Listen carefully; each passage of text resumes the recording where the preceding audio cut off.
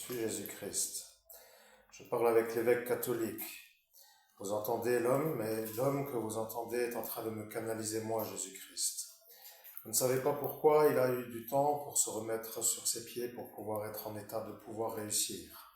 Cette ariatria que vous voyez ici à gauche, c'est-à-dire la Sainte Trinité, se trouve être en or, doré à l'heure fin, comme vous pouvez le constater.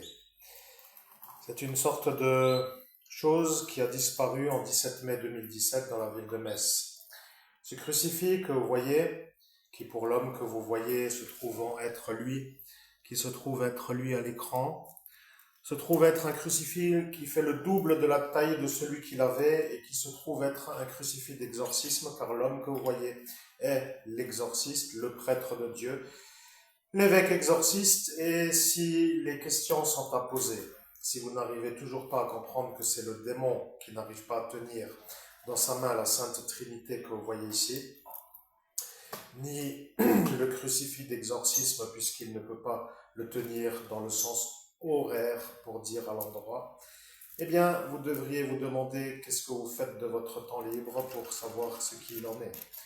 Vous voyez, il y a des choses qui s'appellent la discrétion. Rappelez-vous bien ce qu'il a dit. Il a dit: lorsque je volerai la croix, il en aura une plus grande, mais il ne pourra pas se promener avec parce qu'il aura l'air d'un homme avec un objet ostensible.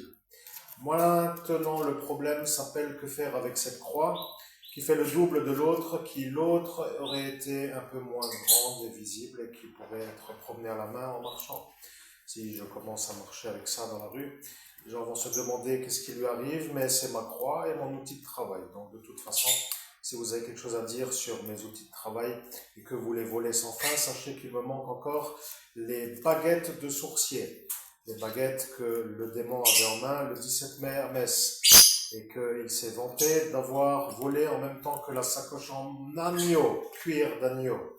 Et si vous n'êtes toujours pas content de la vérité, changez des planètes et allez faire chier dans un autre genre de partie. Vous voyez, vous pouvez toujours être quand même à comprendre que parfois, ceux qui se sentent fiers d'arriver à faire chier sans se faire avoir de faire chier, se sentent à honorer, comme si c'était normal.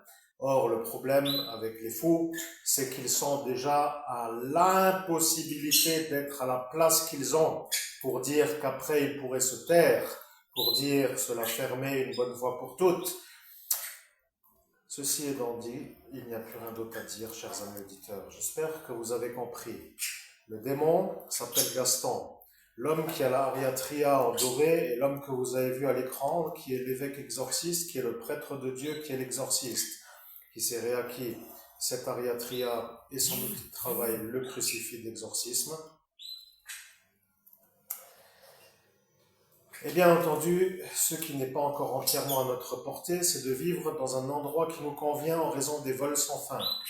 Il faudrait quand même à un moment se demander si de pouvoir nous inférioriser, comme pour dire ce naze en vélo, est un peu à ne pas entendre, est une chose que vous pouvez faire si vous avez, à ces instants préalables, volé l'argent pour que nous soyons autre part qu'en vélo. Et ceci n'est donc pas vraiment autrement que très bien compris. Je vous souhaite à tous, chers amis auditeurs, une très belle journée. Néanmoins, je ne vous salue pas trop les ennemis, mais sachez que je vais faire la vie.